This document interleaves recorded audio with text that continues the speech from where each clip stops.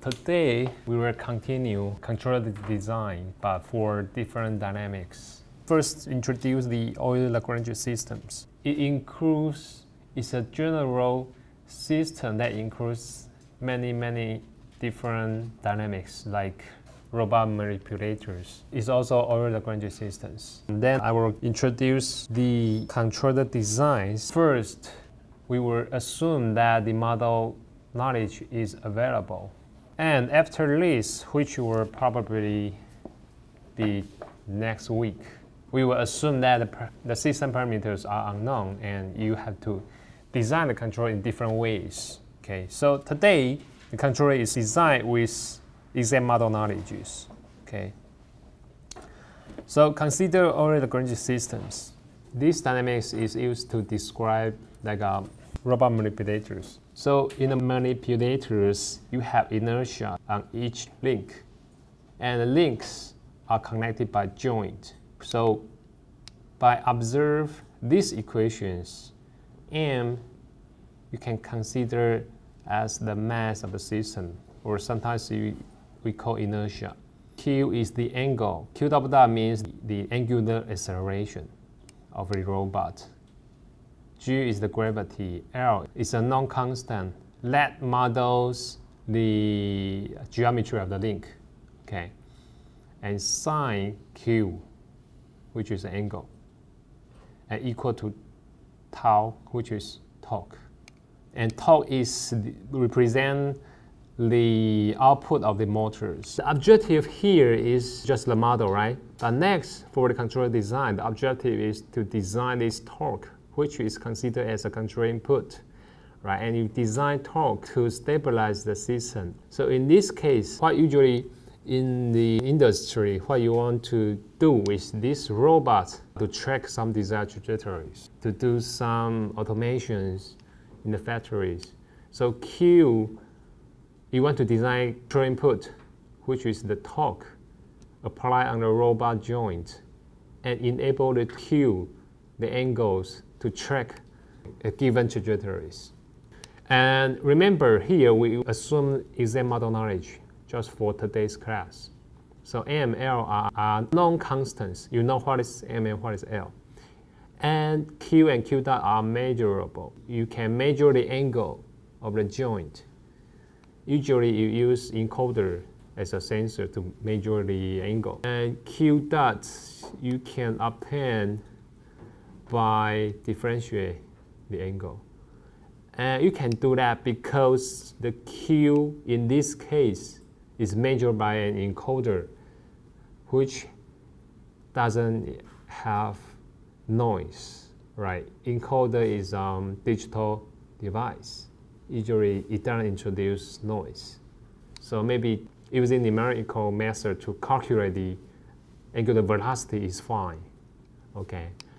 But the Q double dot is not measurable, which is usually the case. Can you imagine any sensor that can measure the angular acceleration? Usually not too much. So the most general way to measure the angle of the joint is by encoder N. So Q and Q dot is measurable. Okay, now given this dynamics, usually we say this is a governing equation from dynamics, from your undergrad class dynamics. You can get these equations. And using this equation, you can obtain, usually in the control design class, we rewrite this system in this form. So next, and again, we assume model is exact model knowledge, okay, and these states are measurable. Okay, Q is a state. As I mentioned, the objective will be a tracking control. You want the robot manipulator at the end effector to track some desired trajectory, QD, right? So QD is predefined by user. If you want to pick, or in the car factory, you want the robot arm to follow some trajectory, do the paintings, right? Want the robot arm to follow some spatial trajectories. Those trajectories are described by this QD, which is a function of time, right? So this is predefined by user. And how you can control Q, how you can design a controller that enable Q to track QD. In other words, to make sure the error will converge to 0, right? Before, we always discuss X, but now, since it's a tracking problem, there's no X anymore. The X is replaced by error signal. So this is tracking problem, tracking control. And before, it was regulation. Regulation means you want the state goes to 0. But here, the state is tracking error. So assumption is the desired trajectory, the desired pose, or the angle is known. Angular velocity is known. Desired angular acceleration is all. Both are known and they are bounded. You don't want to design, you want to predefine some trajectory that its acceleration is infinity. That doesn't make sense. You are create a problem that you need to solve. So all these signals are bounded, and the objective is make sure this tracking error will be 0 as t equal to infinity, which is asymptotic tracking. Okay, usually before we say asymptotic stability, now we say asymptotic tracking because it's tracking control problem. Given this error signal, what you will do next before you design the controller is you will take the time derivative on the state, right, which is error. So you take the time derivative on E that obtains QD dot and minus Q dot. So that's fine. But the problem here is if you just take one time derivative, the Q dot will pop out, right? But remember that control input tau is related to what? Q double dot, right? Because the input of the torque will reflect on the angular acceleration. Torque doesn't control angular velocity. Okay, so remember in the previous slide, here's the torque, and there's an equal sign, equal to Q double dot. So torque controls the angular acceleration. So if you take only one time derivative, the control input will not appear here. That means your control input cannot be introduced. So we need to take one more time derivative, E double dot. That gives you QD double dot and Q double dot. And this Q double dot enable you to substitute the open loop dynamics, where you can substitute this Q double dot into here, and that means you can now see the control input torque, control input tau here. So all these are just preliminaries before we design the controllers. So usually the steps for designing the controller is, and stability analysis is, you need to define the open loop dynamics, right? And you will write down, well, rewrite this form to be Q double dot equal to something and plus torque. And next, you design your controllers. Usually they consist of feed-forward terms, feedback terms. So feedback term is like, we say usually you have two terms, right? The first one is feedback term. Second one is robust term. And this is a robust term. Although they have the same structure, right? Eventually, it was designed as minus K2x, which is the same structure as this. But the functionality is different. This one is for feedback. This one is to deal with the disturbance or noises. Okay, so the functionality is different. And the reason we call it feedback is feedback term makes sure the system is closed and ensures stability. And this don't take care of the noises. So in your undergrad class, we have some reference signal here, right? Plus, minus.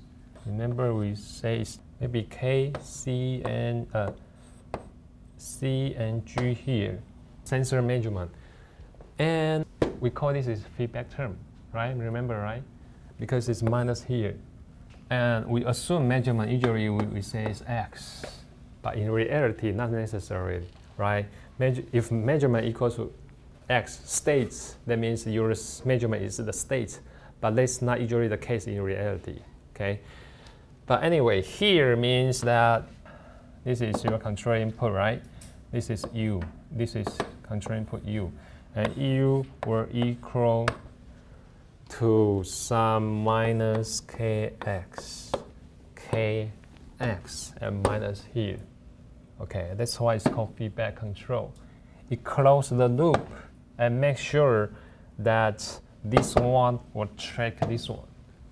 Okay, and for robust control, this term usually come into play when you have some disturbance come into here. That we call it theta udis. Okay. And this robust term we consider in here, and it takes care of this term. Okay. So they have different functionalities. So is that clear? So we call this a feedback term. And here in this structure, feedback term in the controller, usually feedback term is required. And why here we put feed-forward term, but why here no feed-forward term? Because it's a tracking control problem. Here is regulation. Here the objective is you want s goes to 0. Here is you want for tracking control.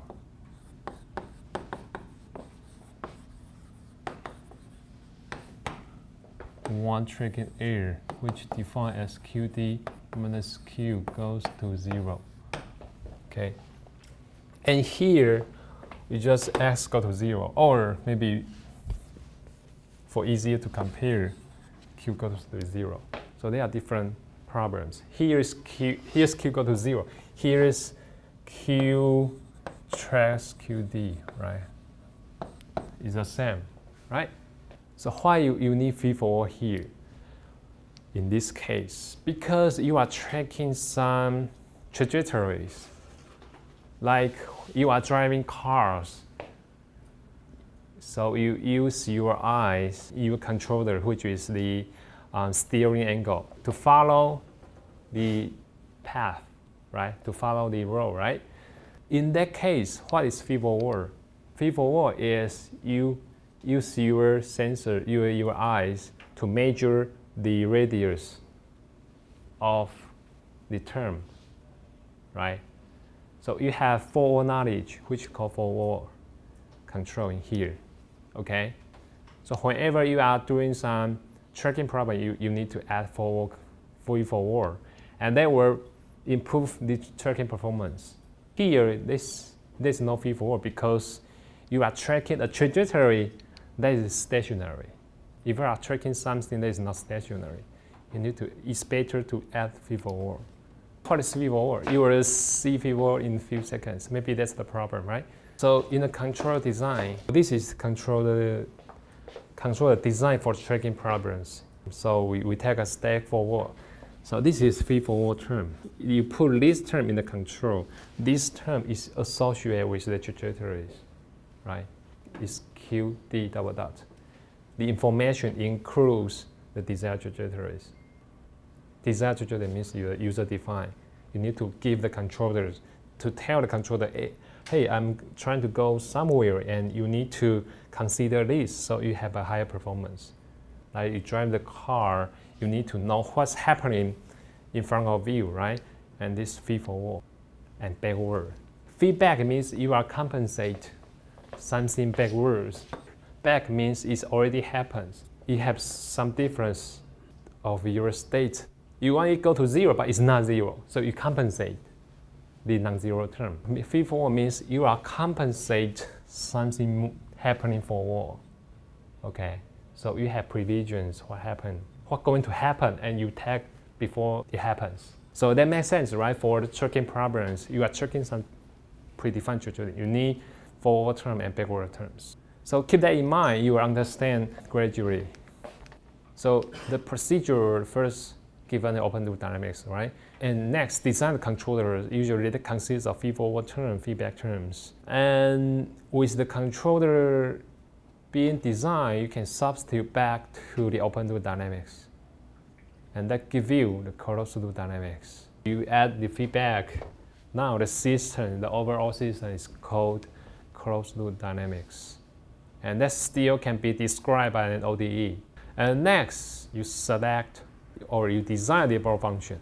They will be used to prove stability. So you design a default function, usually it's PD and readily unbounded. And eventually, you take this closed-loop dynamics into the time derivative of the default function and do the analysis and see if V dot is negative or at least negative semi-definite, which shows it's stable, right? But if it's ND, it's asymptotically stable or tracking. Okay, so this is just the procedures. And next, I will give you some design examples. You substitute control into here, control into the open loop dynamics, and you got closed loop dynamics, right? Because the control have feedback term. Once you substitute back to your dynamics, you can close the loop. Okay, so maybe let's get into the examples, then it will make more sense. Basically, given the same dynamics, I design 3 examples, okay, and the best one is upstream 3. But upstream 1 and 2 is just for education purpose. Because for upstream 1, usually you will consider to design your default function as this form, right? It's PD and it's RU. You are doing well, you are not doing anything wrong, but it doesn't work. Designing this default function cannot be used to prove stability. Why? So let's try. If you design this default function by following the step on the previous page, the next you need to do is take the time derivative. If you take time derivative of this, you got E m E dot. Because m is constant, right? It's not a function of time. So you take the time derivative. The only thing will change is E, okay? And given this E dot, you can substitute the dynamics of E dot. And that's, according to the definition, E dot is equal to QD dot minus Q dot. So what's next? Nothing you can do, it's game over. Because Q dot, control that happens in Q double dot, right? Q dot equal to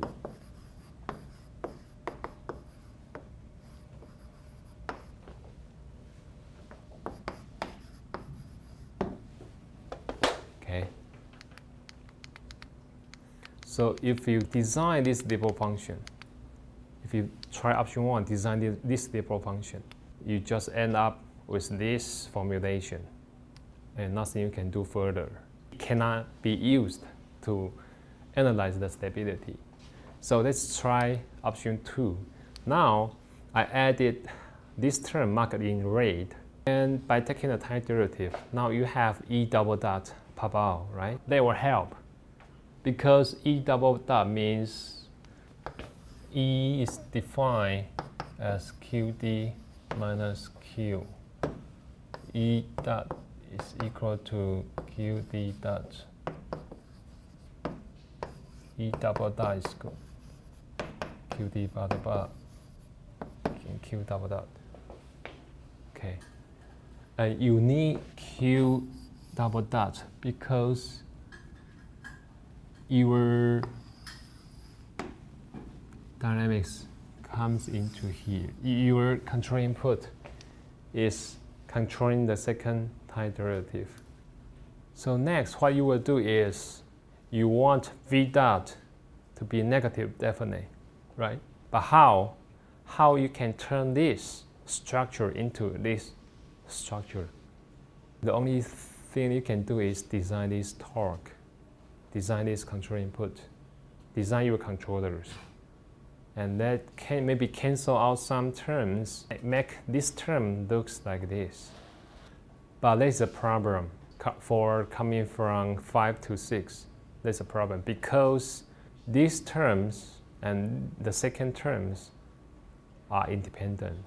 Let's try this. You take time derivative, you got E m E dot plus E dot m E double dot you substitute your dynamics, you got EM.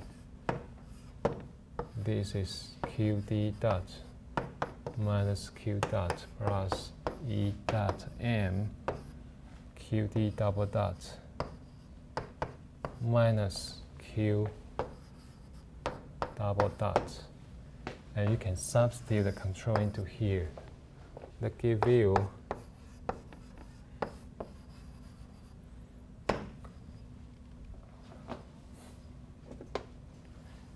minus Q dot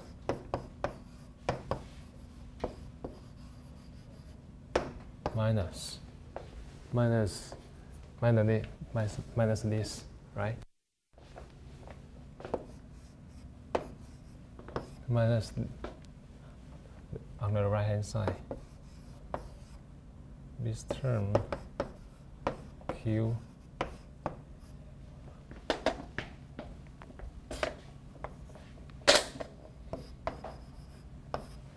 okay. So now design next. Design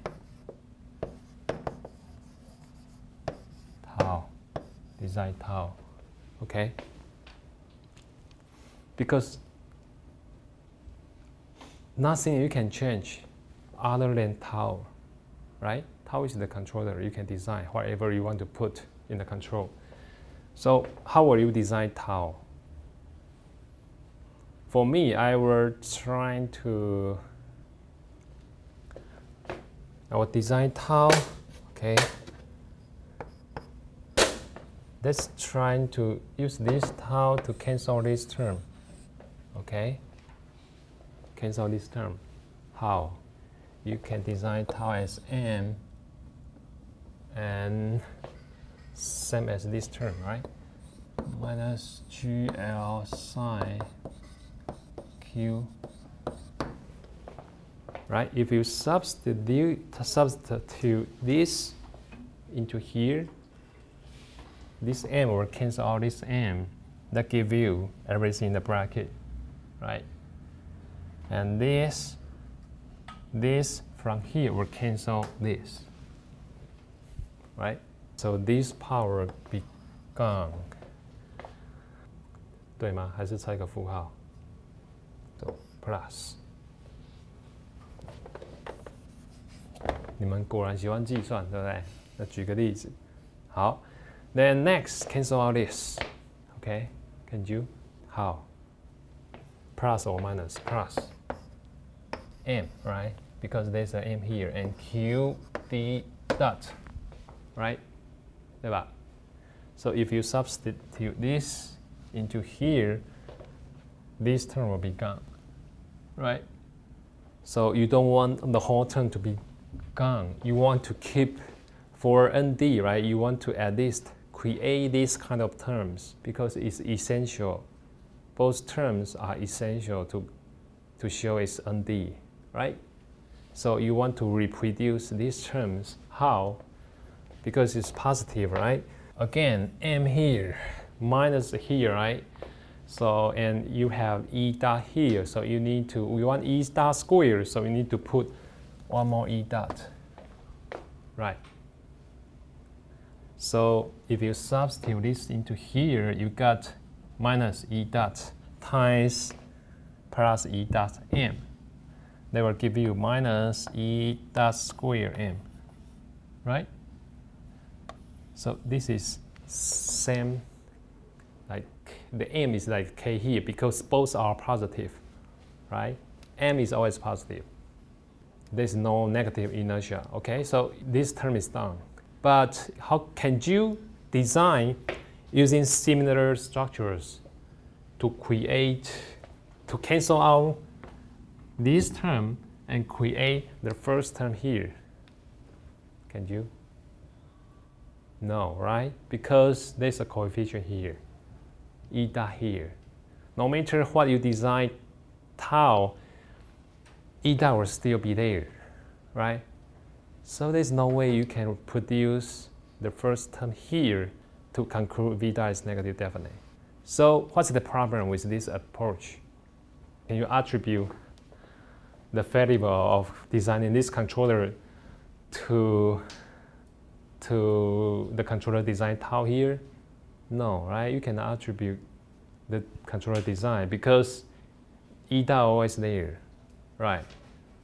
There is nothing you can do. So basically, what is the problem is this Dearborn function. You should not design this structure. What's the correct approach? What's the right approach? Which is option 3, okay? We mentioned option 1, right? But we did not describe going into detail too much because it's just stop here, okay? Nothing you can do. Option 2 have some problem because the best you can prove is NSD. The first term is missing, right?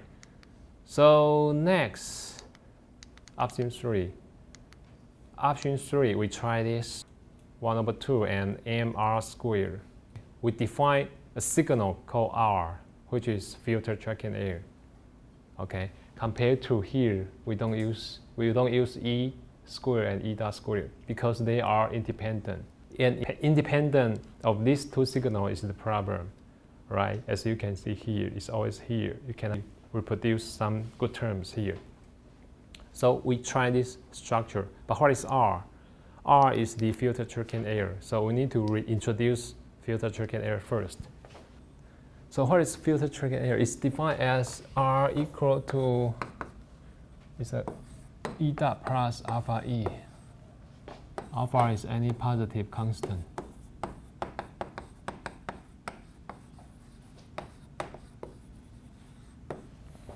Okay. And you can consider it's a control gain. But it's not the only control gain. Okay, you can consider it's control gain.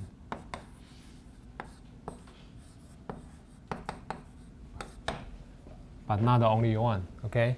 So here we want to show that some property of R.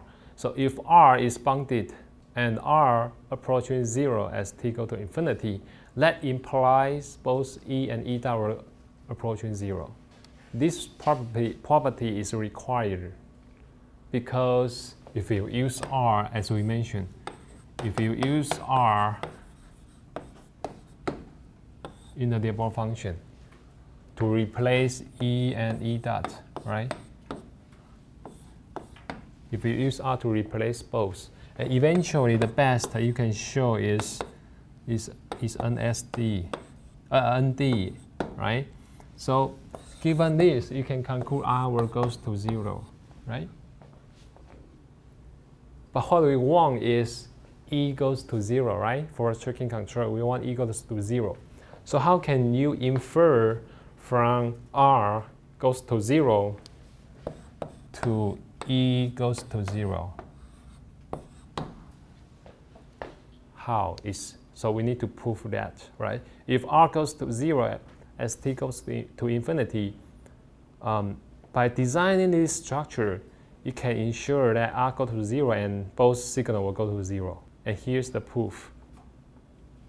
So if this is correct, that means if R goes to 0, both signals will go to 0, then you can design this V3 as a Dearborn function, right? Because this only proof R will go to 0, right?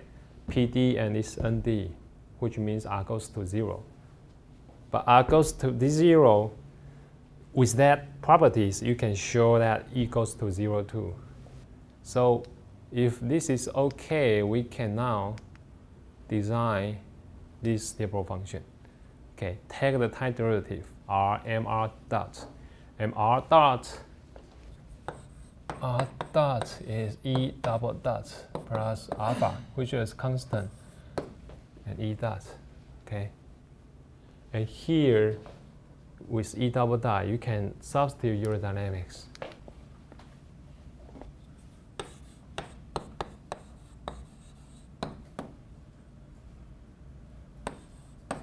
Okay.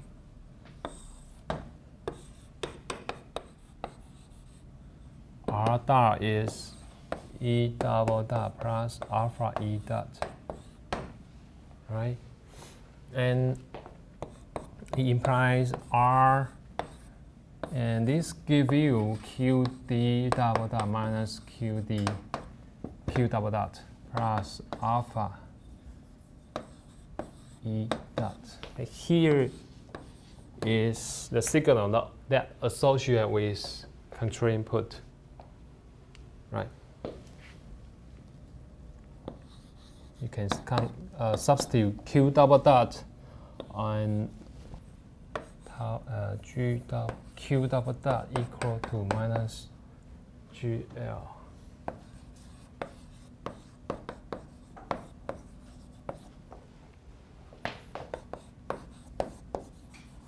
Okay.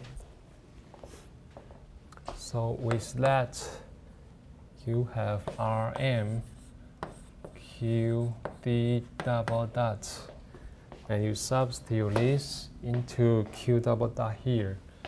That give you minus GL sine Q plus tau M plus alpha E dot. So this becomes this, exactly the same. Now you can design this tau,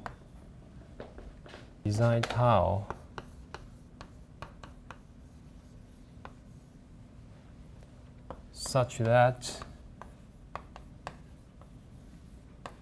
V dot, okay, this is V dot will be negative, definite. Okay, so the way to design this tau is this. Okay, see why? Because there's term by term. So what's this? This equal to QD plus GL sine Q, right? In your tau, you can put the M and M times this term, the minus M times this term, right? And let's cancel all these terms. Okay, but you need this, right? You need this to show negative definite. So you need to recreate this term. You have one R here, you need to create another R, which is minus R. And M times M. Because you have M here, minus R. Okay. And if you want to put a control gain, so you put minus KR. So this is MKR, which is this term. Okay. Well, here is negative. Sorry, negative. So you don't need negative here. You don't need negative here. Okay. So now this cancel out, and we have minus KMR here. Okay. But this term is still there, right? We need to cancel out this term. So how do you design the term here to cancel out this term? How? You add this term in the control. So you add exactly the same term, alpha E dot and M here, because you have divided by M.